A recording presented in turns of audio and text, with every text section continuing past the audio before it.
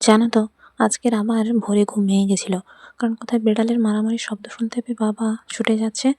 সেই শব্দ শুনতে শুনতে ঘুম ভেঙে গেছে। এদিকে রেমু তো বাড়িতে নেই। একটু পরে আমি ঘুম থেকে উঠে পড়েছি, জানি না রেমুর সাথে মারামারি হচ্ছিল নাকি অন্য কোনো বিড়ালের সাথে। বাবা দেখেও কিছু বুঝতে পারেনি। তো তাদের ওই যে দেখো রড আর টিন না অ্যাসবেস্টাস কিসব এসেছে, পড়ে আছে। বাবা বাজার যাচ্ছে, একজন কাকুর সাথে কথা বললো, আর এখানে কুকুরটা শুয়ে আছে আমি দেখছি। তারপর ওই যে ঢালাই রাস্তা দিয়ে বাবা যাচ্ছে, আমার সাথে কথা বলেছে, অবশ্য দেখতে পাচ্ছি ওখান থেকে, যদিও হালকা হালকা কুয়াশা আছে। আমি মাঠের দিকে বাগানের দিকে ঘুরছি ঠিকই, কিন্তু বারবার রেমুর দিকেই চোখটা যাচ্ছে। কোথায় যে আছে কে জানে।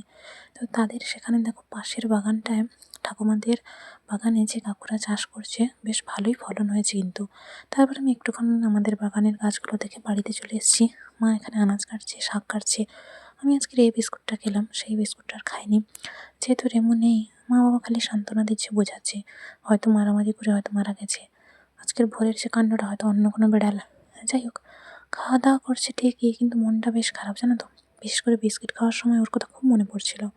তো মা আনাজ কেটে আবার একটা আলু চাইছিল, দিয়ে এলাম। এদিকে সময় মতো ওষুধটাও খেলাম, আর বাবা ফোন করছিল, বাবার সাথে একটু কথা বললাম। তারপর বেলার দিকে মা অল্প মটর ভাজা নিল, আর আমাকেও কিছু দিল। আসলে ওখানে প্লেটগুলো পড়ে আছে খালি। ওখানে রেমু খাওয়া দাওয়া করে, তো ভাবছিলাম সত্যি কেউ নেই। এদিকে একটা বিস্কিট খেলাম, আর টেম্পারেচার যা দেখছি এরকম, কিন্তু প্রচুর ঠান্ডা। মা কয়েকটা লেবু নিয়ে এলো, আর আমি স্নান করে ঠাকুরকে ফুল ধূপ দিতে সেদিকে অন্ধকার। তো টর্চ জ্বালিয়ে দিচ্ছিলাম, তারপর কারেন্ট চলে এসছে।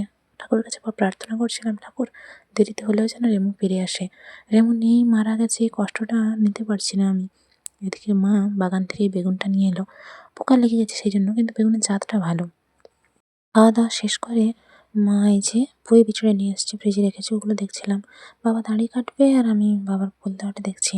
তারপরে এসে শুয়ে পড়েছি। বাবা তো বাগানের দিকে চলে গেল। বিকেলে কুঁড়িগুলো সাজিয়ে রেখে চকলেট একটা খাচ্ছি।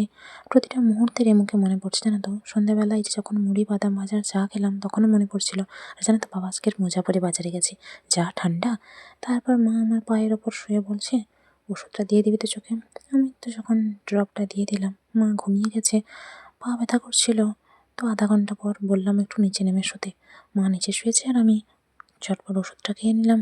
এদিকে মা কিছু আনাজ কেটে রাখছে, সকালে ওলকপি ভাজা করবে আর রান্নার জন্য। তারপর বাবাকে বলছি তাড়াতাড়ি বাড়ি ফেরার জন্য, সেই জন্য একটু ফোনে কথা বলছিলাম। তারপর বাবা ফিরতে রাতের রান্না এই যে চাটনি আর ঝোল, ডিমের ঝোল আর কি। সবই হচ্ছে, সবই করছি, কিন্তু যেন বিল্লুর মতো যেন রেমু কোথায় উধাও হয়ে গেল। অথচ আমি মনে মনে চাইছিও ফিরে আসুক। আবার আজকে সন্ধ্যাবেলা জানো তো, বাবার সব জানলাগুলোয় বড় মোটা কাগজ দিয়ে ঘিরে দিয়েছে, নয়তো যে ঠান্ডা। একটা জানলায় তো মা এখানে আমার পুরোনো একটা নাইটি দিয়ে রাখে ছেঁড়া। যাই হোক, তোমরা আবার কেউ হাসাহাসি করো না এটা দেখে। তারপর বাবাকে মা সেঁক দিয়ে দিল, আমাকেও দিয়ে দিল। তারপর ঘরে এসে দেখলাম কুঁড়িগুলো ফুটে গেছে। যাই হোক, চলো টাটা।